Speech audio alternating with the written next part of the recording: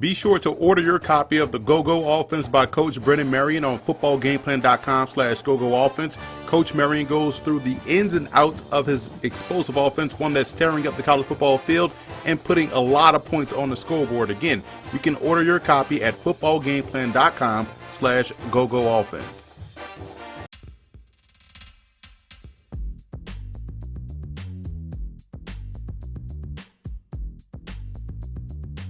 Welcome to footballgameplan.com, where football makes sense. I'm Emory Hunt, the czar of the playbook, and it's now the midway point in the NFL season, week number 9, and that means it's time to unveil our ever popular Football Game Plan midseason mock draft. As always, we have to start with the mock draft rules, and they are basically the same as if this were a mock draft we did during draft season. But since it's a mid-season mock, you can ignore number 2 as we're not done grading players. So this is just a list of names to get familiar with, along with some of my initial thoughts about these players at this juncture of the college football season. But I want to make sure to emphasize number 5 is strongly encouraged. Like, pause the video and read that one to yourself about 15 times. It's as crucial as the discovery of penicillin. And if you're not tatted up already and are already looking for a first tattoo idea, number 5 would be a great choice.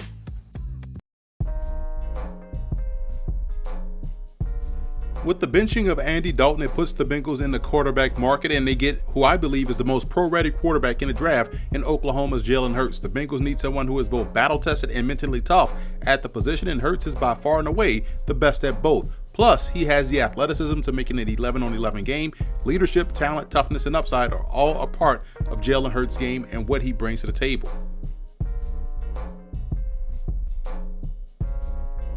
The Dolphins land perhaps the best overall prospect in defensive end Chase Young out of Ohio State. He gives them a defensive cornerstone piece that they can build around and an immediate impact player.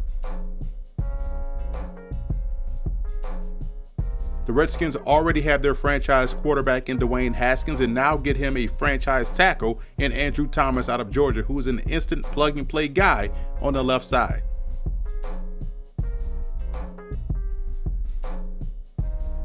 AJ Epinesa out of Iowa gives the Falcons pass rush a much-needed shot in the arm. Plus, he's also a very good run defender as well and would immediately help them up front. The Jets need a lot of things, and I could have gone receiver with this pick, but decided on the pass rush with Yetur Gross-Matos out of Penn State, giving them a solid bookend opposite of Jordan Jenkins. The Giants need explosiveness on the perimeter, and they get Daniel Jones, a good option, in Alabama's Jerry Jeudy, who could give the Big Blue faithful what they lost in Odell Beckham Jr.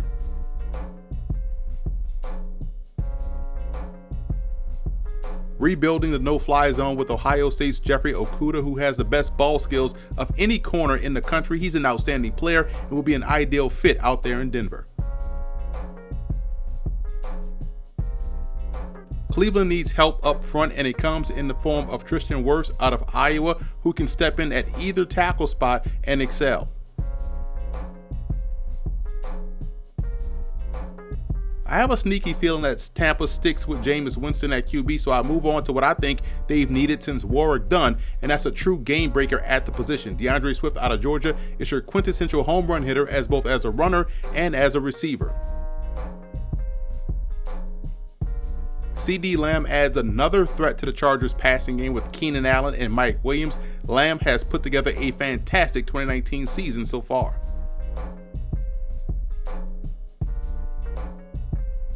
Oakland gets more athletic at linebacker with Isaiah Simmons out of Clemson. I love his potential and his versatility. He can play all 3 downs and gives them a good matchup piece at the second level.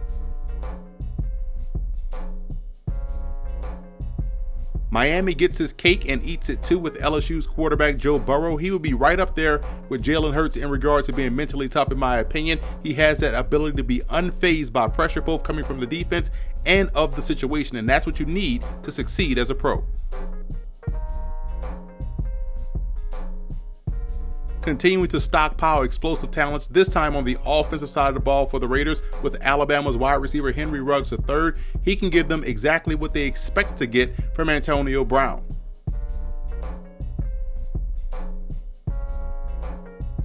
The Cardinals drafted Byron Murphy last year and add another talented corner in Christian Fulton out of LSU, who should be an immediate impact player once he hits the pro game. I'm a big fan of CJ Henderson out of Florida. I feel like he has a great fit here in Philly as he gives them a competitive player with top-notch coverage skills.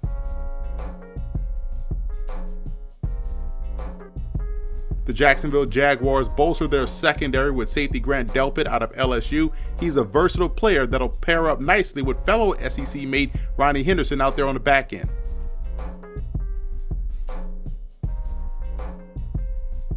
Tennessee gets their quarterback of the future in Tua Tagovailoa. Now, you do have some concerns about his injury history, but you don't have any concerns about his pinpoint accuracy and placement at all levels of the field. I think the Lions need a bona fide dog in the backfield, but they'll have to settle for a bona fide Badger in Jonathan Taylor out of Wisconsin. He has feature back written all over him and could be exactly what the Lions have been looking for since Barry Sanders. Carolina adds talent to the secondary with Paulson Adebo out of Stanford. I love his technique and ability to play press. He's an excellent prospect coming out of the Pac-12. With their second first-round pick, the Jaguars continue to bolster their secondary with Virginia cornerback Bryce Hall. Yes, he's going to be coming off of an injury, but he should be a full go by training camp and gives them another top-notch cornerback prospect. Dallas gets even better at safety with Alabama's Xavier McKinney, who has the versatility to play back deep as an overhang defender or inside the box and help in run support.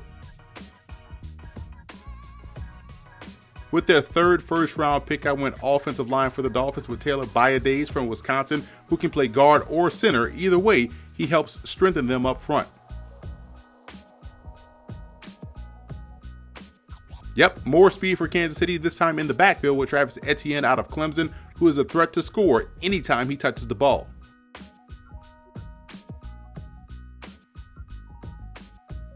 The Vikings add a cornerback prospect in Trayvon Diggs out of Alabama, and with Trey Wayne slated to hit free agency, Diggs would be the ideal replacement. Buffalo adds a playmaker in Laviska Shenault out of Colorado. While the jury is still out on quarterback Josh Allen, the jury has already reached a verdict on Shenault, and the verdict reads, Shenault is a legit playmaker that would immediately help them out on the perimeter. Indianapolis gets lucky here in this mock draft with Auburn's Derek Brown, who is one of the best overall defensive players in the draft. He would give them an immediate impact on the interior of their defensive line.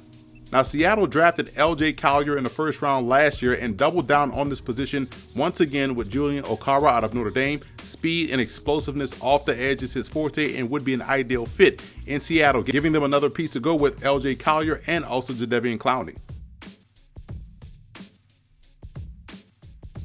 Green Bay definitely has a type at wide receiver, tall, lean, and speedy, all of which describes T. Higgins out of Clemson, who is a tremendous talent. Baltimore has to get better defensively, and Dylan Moses, who will be recovering from a knee injury, will be a great fit for Baltimore's defense and a great spot to start. He's one of the best linebackers in the country. New Orleans needs to continue to add perimeter threats, and Minnesota's Tyler Johnson is a good all-around receiver that's also a big-time threat inside the red zone.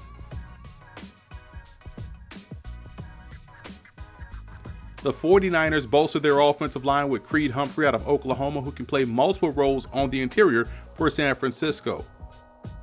New England gets a versatile defensive lineman in Raekwon Davis out of Alabama, and we know the Pats love defenders that can do more than one thing, and if you're from Alabama or Rutgers, that's an additional bonus for Bill Belichick. Now, some teams don't have a first-round pick, so here's some good fits that I would like to see for them in other rounds. The Bears add a talent at tackle in TCU's Lucas Niang, a big, burly offensive lineman that could step in and start on the right side. The Rams tried to replenish the depth at corner with A.J. Terrell out of Clemson, who has the length and athleticism that you look for at the position. Alton Robinson out of Syracuse would give the Texans some juice coming off the edge, something that they'll need since they lost Jadeveon Clowney. Now, Pittsburgh could move on from Bud Dupree this offseason and could essentially replace him with the talented Clavon Chasen out of LSU, who has the tools to be a good bookend opposite of TJ Watt. So that's a wrap here from Football Game Plan. I'm Emory Hunt, the czar of the playbook. Be sure to follow me on all of my social media accounts. And don't forget to check out and subscribe to the Football Game Plan Network located at youtube.com/footballgameplan. And keep it locked to the Game Plus Network as we have numerous shows throughout the week. We have our Football Game Plan Power Rankings, we have our NFL All 32 show, and our Football Game Plan College Football Tailgate, all starting at 6:30 p.m. Eastern Time on the Game Plus Network. Check your local cable provider for channel listings.